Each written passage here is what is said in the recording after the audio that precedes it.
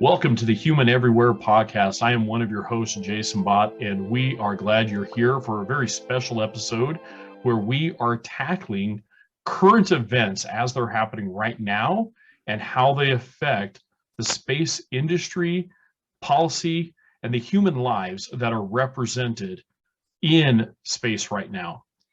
Human Everywhere is a production of Deep Space Predictive. Human Everywhere looks to ask the question, what does it mean to maintain our humanity as we go further into space? As we explore the stars, how do we make sure that the human condition, the very nature of our humanity, is preserved and championed? Today, we are also joined by guests from an incredibly ambitious focus on ethics in space called Project Lodestar. In fact, several of us actually represent membership in both of these organizations, Deep Space Predictive and Project Lodestar. As we're discussing current events, we want it to be known that while we represent these entities as membership, the comments, the opinions, the statements that are said during today's podcast do not represent those entities themselves, but only the opinions of the individuals making them. We want to provide a free and open conversation so that the individuals sharing know that they have the freedom to do so, and at the same time recognize that these do not represent the official positions of either Project Lodestar or Deep Space Predictive. Today, our conversation is going to be about the Russian invasion of Ukraine and the threats made to space assets and missions currently right now happening. We know that this has really taken over a lot of social media. That's gathered a lot of attention in our mainstream media. The conversation from the various pundits have tackled this. And we want to come at this from a completely different angle. But first, let me have my co-host, Yubi, introduce himself, and then we'll swing around and also bring in our two additional guests. So we'll ping one right after the other. Go ahead, Yubi. All right. Thank you for the baton. Yes, Iss Ciminieri, and yeah, exactly what Jason's talking about. You know, this is such a fascinating space that we're all in, right? And I feel like I'm coming at it from the voice of sort of maybe the sci-fi nerd, but you know, who kind of understands a little bit what's going on in the space industry, but not like the day-to-day. And so that's why we wanted to have a conversation like this to kind of put a spotlight on things that most people might not think about when it comes to space and how things that are happening on Earth might be impacting that and vice versa. So consider me that voice for you. I'm just excited to be joined by great guests again. We seem to get so lucky when we get to that. And so let me hand it over to Alires Almon and have you say a few words about yourself and go from there. Thanks, Yubi. My name is Alires Almon, and I am the founder of Deep Space Predictive, but also a participant in Project Lodestar and a member of Project Lodestar, focused on commercialization as part of one of our tenets.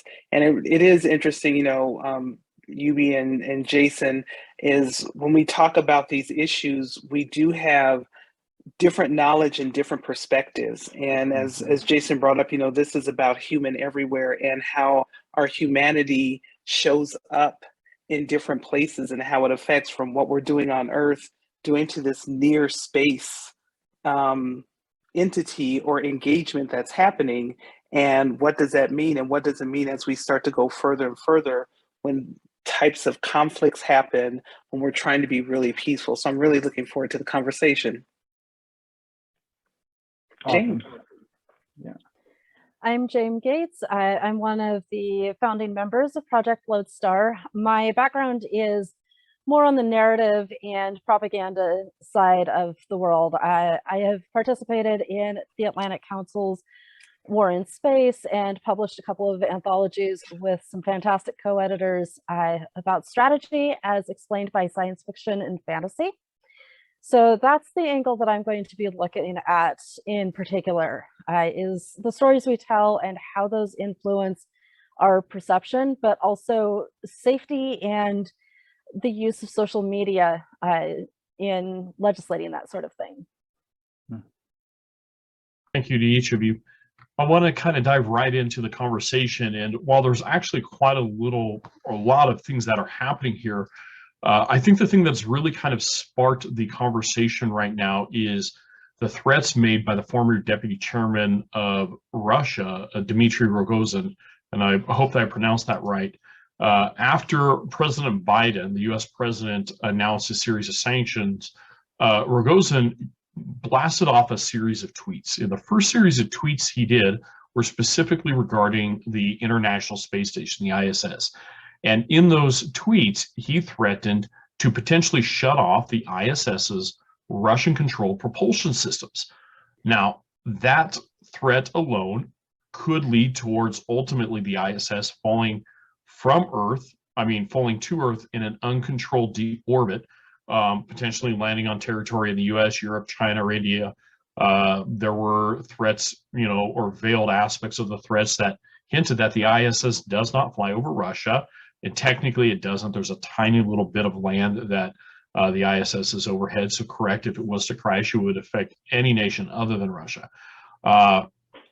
Threats that came afterwards also threatened the fact that we have right now scheduled for just a few days from now the Soyuz capsule to go up from the ISS and to pick up 2 cosmonauts and a current US astronaut. And that Russia is saying that the current US astronaut would not be welcome to return to Earth on the Soyuz capsule, and the fact that they would actually abandon the astronaut on the ISS. Now, again, there are, in today's very, very carefully nuanced world, those threats were veiled. And a lot of people are questioning whether or not they'll actually follow through on them. But I just want to throw out this fact that we are now having space assets, active space missions that are being threatened by world leaders in the middle of armed conflict as potential, ground. This actually makes space part of the combat arena. And just put that out there and kind of open it up and have a general conversation. I'm wide open to hear. We've got great insight from this team and want to get every one of you to kind of chime in from different perspectives, and then we'll head on to a few other things. So put that out on the table. Boom, there it is.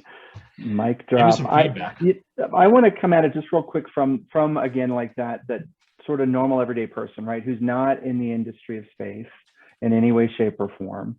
And represent that perspective, because I think, and this sort of goes to what you're talking about, Jaym, with social media and propaganda and stories, right? You hear these things in general, you see the headline, and as an everyday person, you're like, holy crap, like, what does that mean? Like, should I be looking up? Do I need to be running? Like, what do I need to be doing? I mean, I've seen this however many times in sci-fi movies. We talked about that before we hit record. What am I supposed to freaking think about that? Because that's what I'm thinking. It's going to fall from the sky. We're going to see all these bits and pieces. Nobody knows where it's going to land. So it's literally, oh my, and then what does that start, right? What's the catastrophic consequence of that action, right? Are nuclear warheads going to be launched in retaliation? And so there's this fascinating yet really fearful perspective to those kinds of threats. And when not understanding that industry, I don't know, it can be really scary, I think. I want to kind of throw in something from, I reside here in Colorado, which is home of U.S. Space Command. But as we know, in the previous U.S. presidential administration, we established the U.S. Space Force. And it's a distinct branch of the military, specifically focused on understanding and defending our assets in space and recognizing the fact that space is now a new arena for warfare and conflict. It just isn't something that's out there.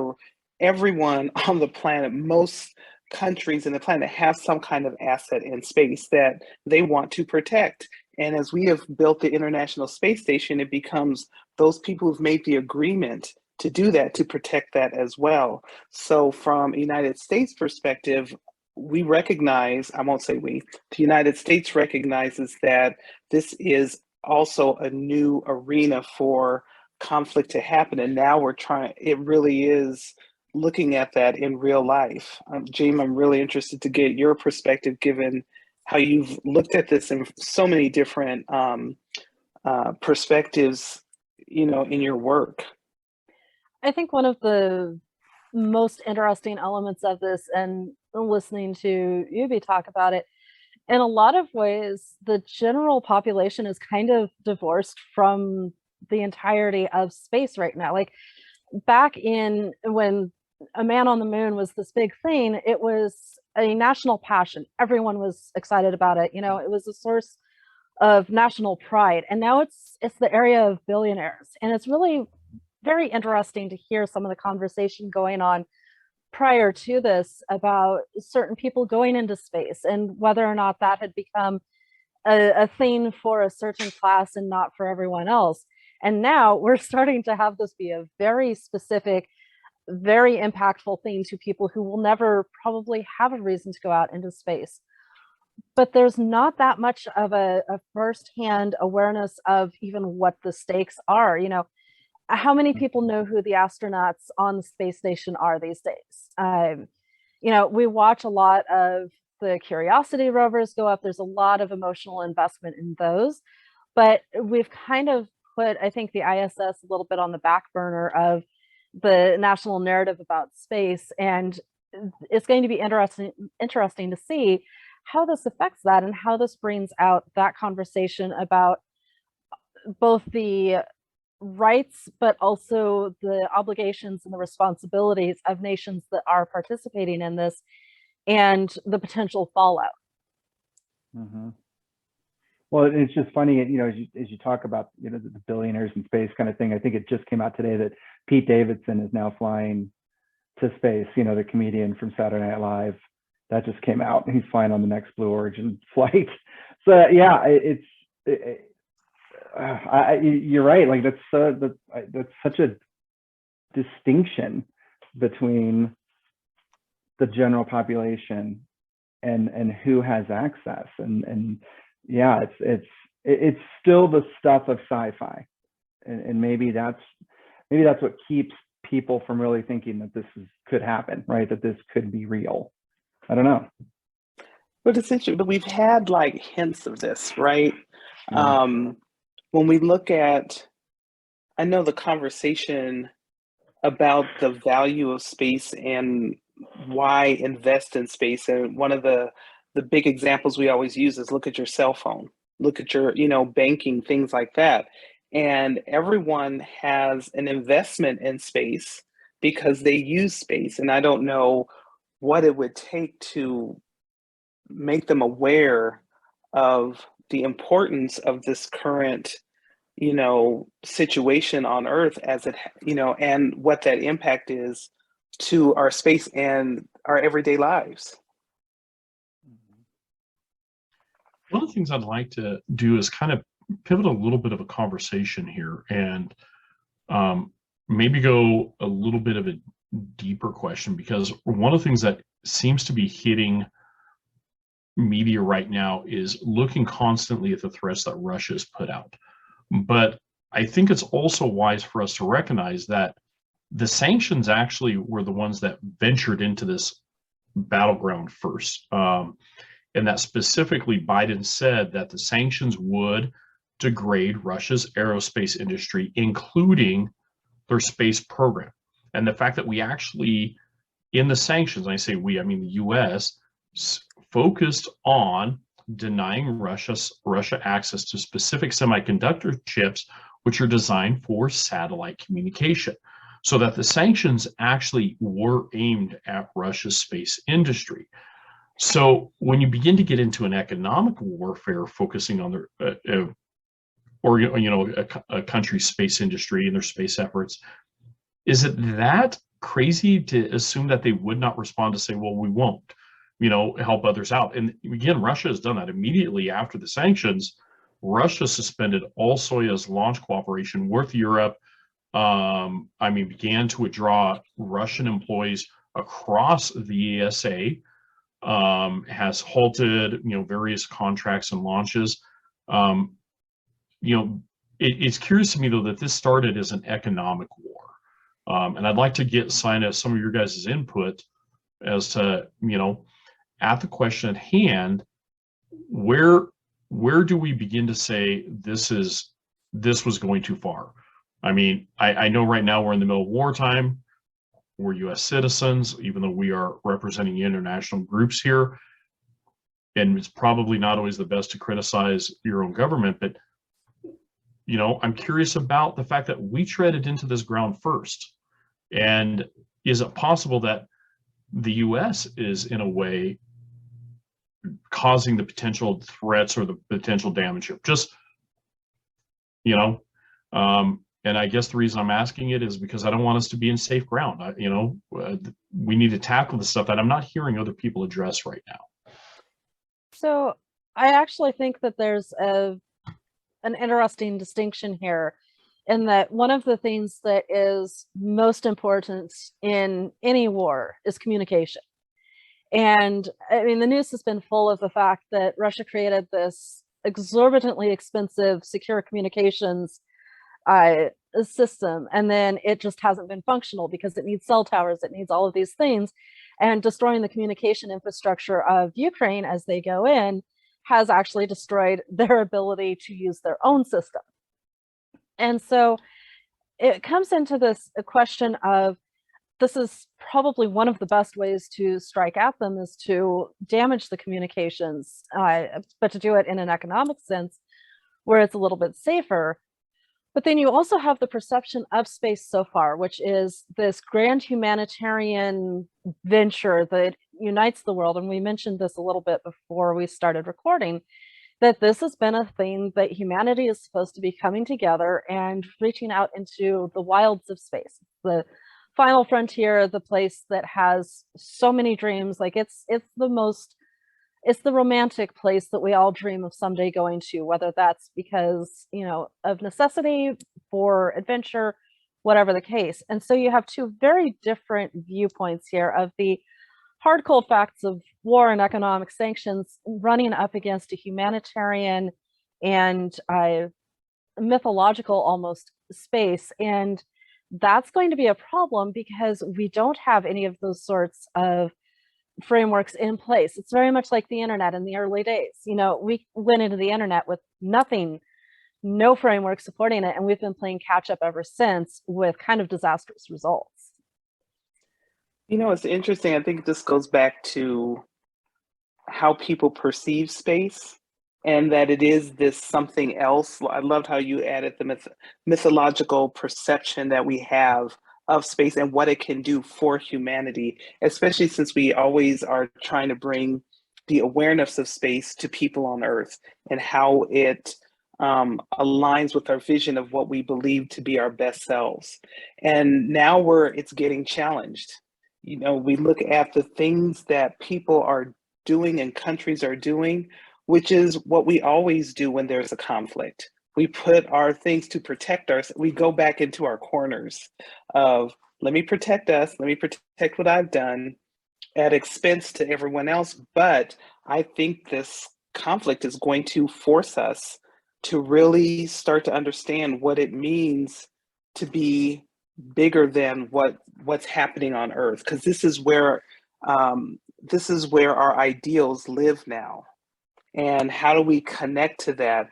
And maybe the fact that, Russia has said we will bring the US astronaut home is a small step in that direction. We don't know what's going to happen when they land, but they've made the step. Okay, maybe in their minds, we can say, or we can believe, because we don't know, that we did make this promise. So at least let's take this one step of fulfilling that vision of unity in this cooperation that we started, and bring this astronaut back, because this is what we pledged to do in support of this ISS mission. Now, what happens after that in the next phase, we don't know, but we can at least believe in this one effort. Well, and I think to circle back to Jason's point about, well, hey, was it the U.S. who sort of, shot the first shot? And was that a mistake, right?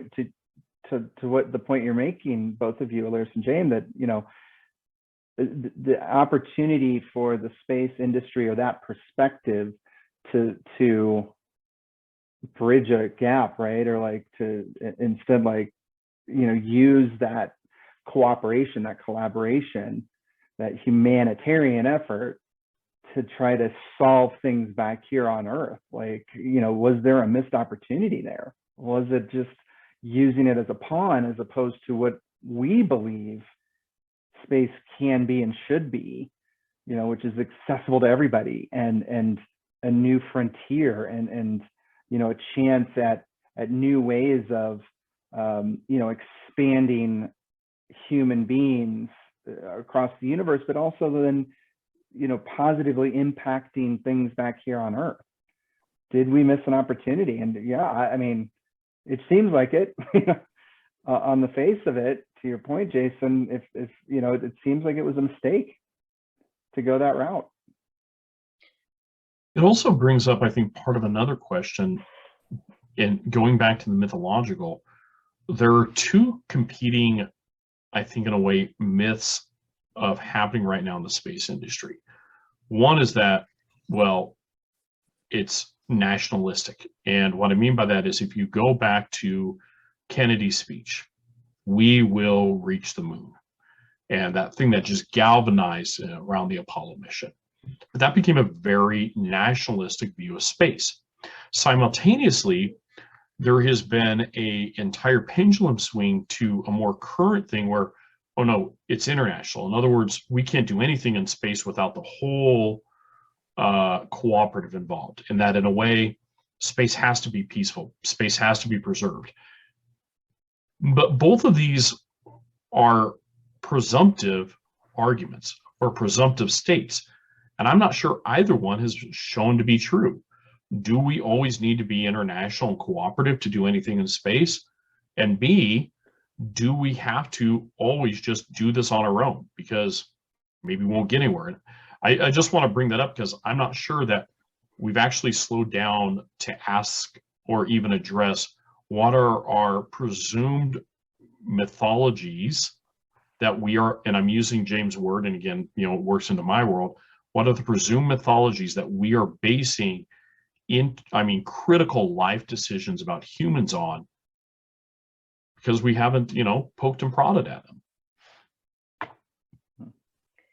One of the things that we're seeing significantly changing in this current conflict is that for years, at this point, decades, Russia has been seen as essentially the ultimate in the propaganda machine. They are the ones who know how to control the narrative and tell the story. And we're seeing a change in that. Ukraine has created in the matter of a few days, they created these new heroic myths that were coming out, sunflowers and, these things that just instantly garnered international attention. And Russia had not been doing particularly well at that. And I think partly because it caught them off guard in how much of a romantic response humanity would have to that. Well, then you have the space station, which is, that very romantic sort of idea to a lot of people. And they come at it and they go, this is where we can really hurt you. This is where we can get past the, oh yeah, this isn't commercial, this isn't governmental, this is a symbol and we are going to go after it. That's a very powerful narrative choice for them to make. And yes, I think the US definitely had a part to play in it going that direction, but it was a conscious choice to specifically take that and go after a thing that is so visible and so emotionally powerful to a lot of people. In a lot of ways, that's a more deadly threat in a sort of story sense than nukes or something, even chemical weapons, because there's, as mentioned earlier, there's a random effect. You have no idea where it would fall. It could fall anywhere, and that's part of the power of that threat. But also this is the symbol of us getting along after the Cold War. And there are a couple of generations that I suspect are taking that really hard on an emotional sense, where this was a symbol of safety. And Russia essentially is saying, yeah, no, bye. This is going away. We're not playing that game anymore.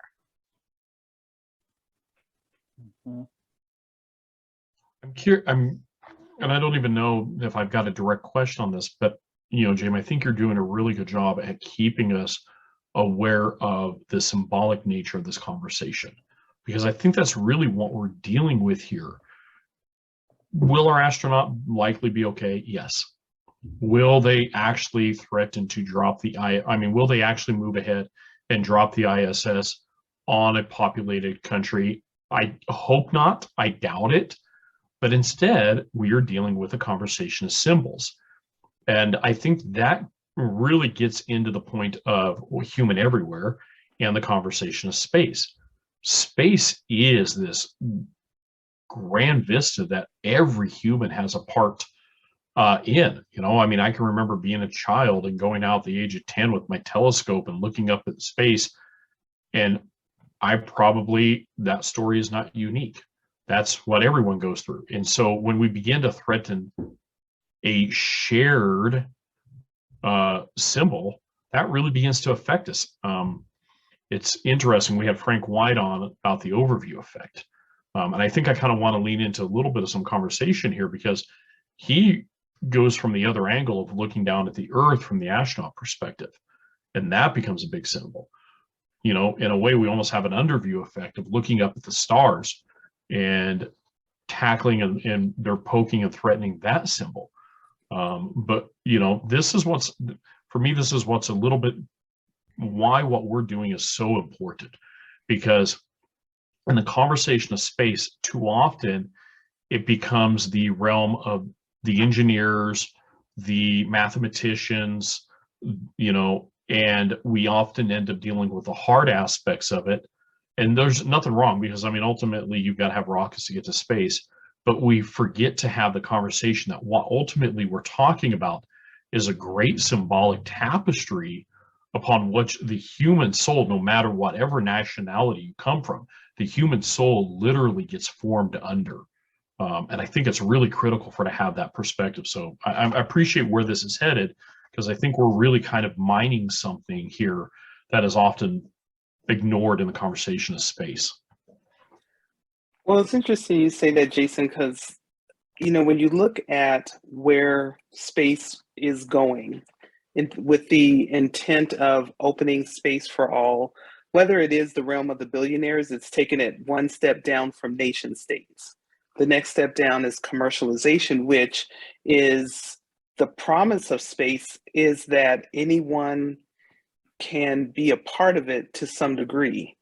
The billionaires can go up and provide the vehicles. Rich people now can go and have a seat on the plane and experience space for 30 minutes or less, but still they're experiencing space. And now we have these other commercial startups that are starting from people's garages and bedrooms and things like that, that are able to access space as well. So there is a promise of greater participation that's just around the corner, that's starting. It's not even around the corner, it is starting now. And does this type of conflict start to dampen that progress in that direction? And do we now have this, space becomes this military zone, or it is in the conversation instead of the conversation of how do we open up space for everyone to participate at so many different levels? We're about to build this commercial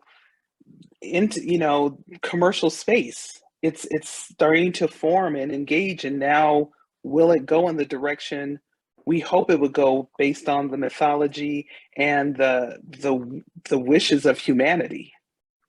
Or are we going someplace else? Does this stunt that growth? Well, it's interesting because I feel like we would probably tend more towards letting it dampen progress. But I feel like we're at a point where we can help shift that to go the other way, even though, yeah, it's a conflict, right? It's a bad scenario.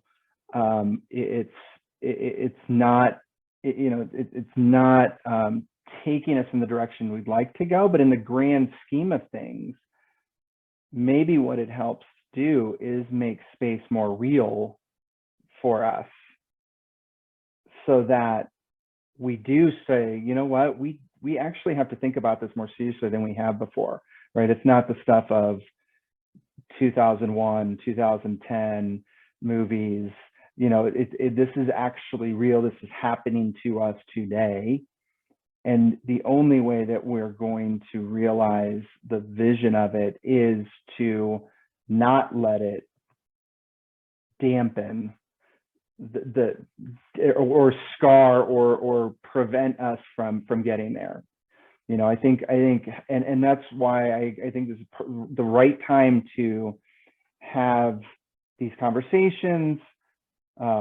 Shameful or shameless plug. What do they say? Shameless plug for the podcast, Human Everywhere. But like to have these conversations, because it does make it real. Like, it is real. It's real, right? And the ISS falling somewhere on the planet and potentially killing thousands of people is real. Like, space is a real thing, and we've got to start taking it seriously by bringing everybody into the conversation.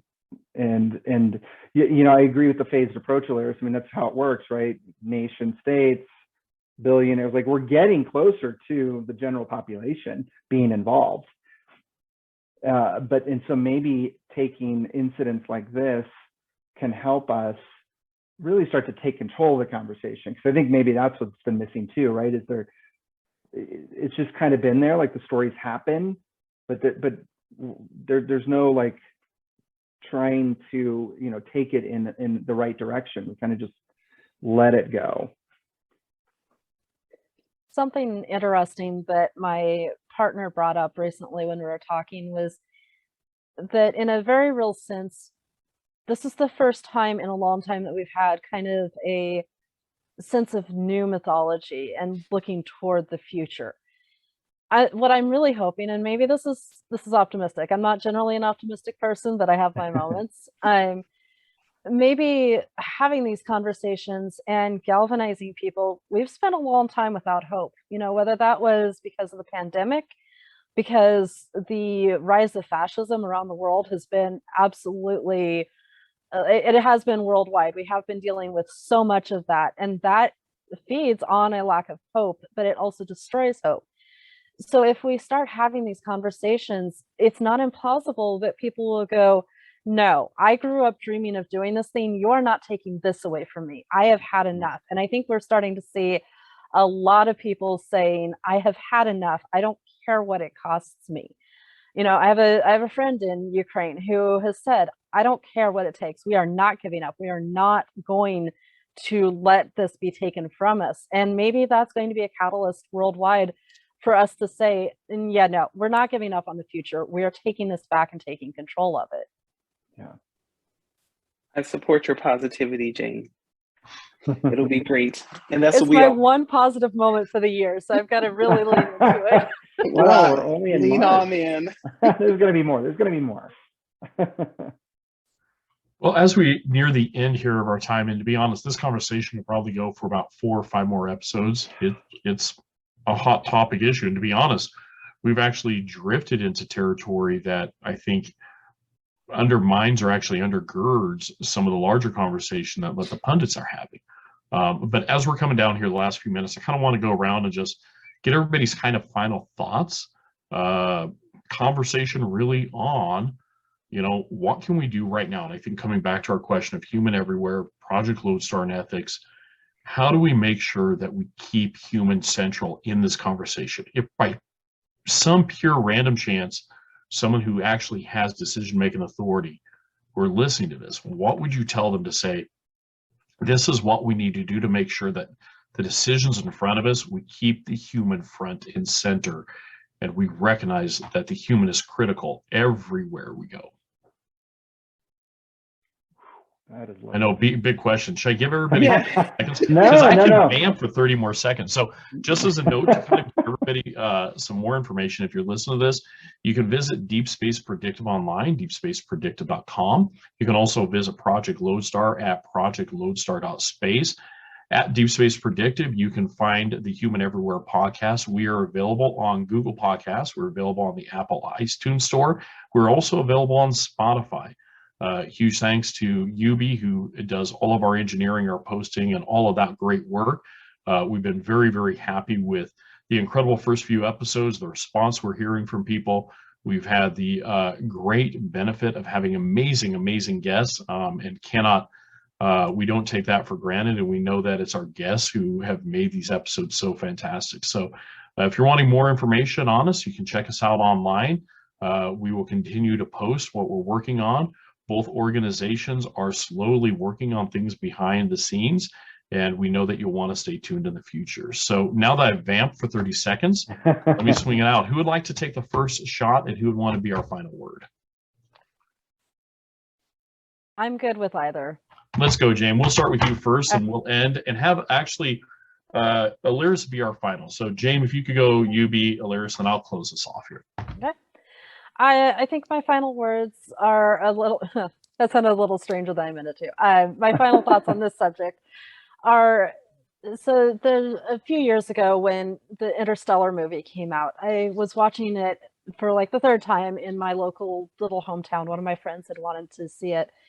And there were these 3 teenage kids in front of us, and they watched the movie, and you could see them for the first time understand what space was. And they walked out of there talking a mile a minute, and one of them said, I want to talk to my mom about how I can go to space. And we really haven't had a lot of that recently. We haven't had a lot of the narrative about how we can do this and giving the ability to people, just normal people. And we have so many amazing stories starting to come out about underprivileged schools who are putting together these amazing space programs. And people who are, like you said, starting to do things out of their garages or their bedrooms. What I really want to see is for us to start telling that story again, not of leaving this earth because we've destroyed it and it's our only chance. I hate that narrative. I hate that narrative so much, because earth has to be our foundation. We have to have a base to leave from and to want to come back to. If we are getting off of this earth because of fear, anything we do will fail. So bring back that story and that narrative and that romance of going to space as a human population, not as an American or a Russian or whatever country it might be, but because we're human and we, like you said, we all grew up under the stars and we should all get to experience them. I love that. And I'm going to continue the human thread of that. And I guess what I would say to the powers to be is to remember that we are all human, which means that we're all operating off of the same biases, and right, like our brains and bodies work the same. Doesn't matter who we are. It's the fact that we are human, and sometimes we do stupid things. Sometimes we say things, and it's to think about that. I think we have to remember that as a follow-on to what Jaym's talking about, because when the Russians are saying they're going to bring down the ISS, what is that? What are they really trying to say? Like, is it just, do they mean it? Or, like, can we take some time to remember that we're human beings, and that, let's find a time to figure out what's really going on. And kind of gets to psychology, right? And the mental health of everything that's happening. But we all operate from the same sort of playbook, blueprint. And we can't forget that. And thanks, Yubi. Yeah, I'm gonna go on, continue on with the idea that more people, humans everywhere, i.e. on Earth, more humans are engaging space. They are looking at space as a possibility of living, working, engaging than have ever engaged before, because they now know that they have a shot. James, as you were saying, people of all walks of life, all nationalities, indigenous to industrial, are engaging in space and opening and talking. And we want to make sure that that conversation goes in the right direction and doesn't get marred by the conflicts we have on Earth. We want to keep that hope with so many people now in the conversation. And it's going to give us practice in how we work with each other. And let's not lose that opportunity to really engage all the humans everywhere in our pursuit of space. I guess as I bring us all to a close, I think the one thing that I would encourage anyone, whether you're a decision maker or you're not, is walk outside and tilt your head up and look into space. It is an incredibly humbling experience when you recognize the vastness of this universe, when you recognize the long scale of time that it has taken for us to even take in that view, and that our decisions matter. The decisions that are happening right now will not just affect the lives, but will affect generations to come. And that everything we do, space has an ability to remind us both that we are incredibly insignificant and simultaneously that we have the ability to be incredibly significant. And so I think as we keep ourselves focused on human everywhere, I would just encourage people, take a look out at the stars and try and listen for what they're saying to us. So thank you each to everyone here, Yubi, Alires, Jaym. You guys bring just absolutely incredible perspective, and so appreciate all that you guys have brought to this conversation. I know we're not even close to finished with it, and I know that we will hope to have many more episodes with Project Lodestar and Deep Space Predictive. Again, as I said up top, the opinions expressed in this last episode do not represent those of the organizations that we possibly share membership in, but are simply the opinions of the individuals themselves. So to thank you to each and every one of you, and thank you for our audience. If you get a chance, make sure to like, subscribe, post a review, anything you can do that helps us build our audience. And we'll see you next time on Human Everywhere.